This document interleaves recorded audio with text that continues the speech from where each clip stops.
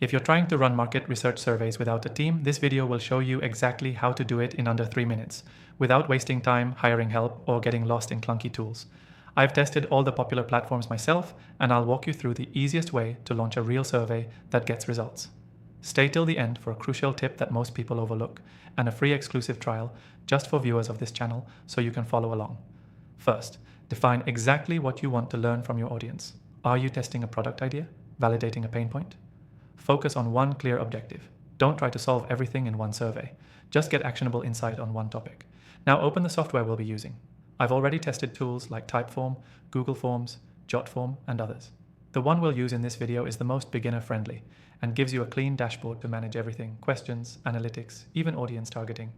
Link in the description for an exclusive free trial to follow along. Inside the software, click Create Survey. Use multiple choice or opinion scale questions. Open-ended ones give great data, but are harder to analyze solo. Start with 5 to 7 questions max. You're doing this without a team, so keep it lean.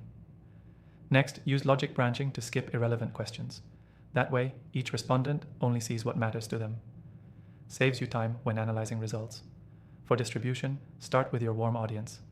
Email list, social media, LinkedIn posts. Don't have a list? Use the software's built-in targeting to reach your ideal demographic. It lets you filter by age, income, location, or industry, so you're not wasting responses on the wrong people. Once responses start coming in, don't wait for 1,000 results. After 30-50 targeted responses, you'll already start seeing trends. Look for patterns in answers, not just totals. And make sure to review any other text responses. Sometimes the gold is there.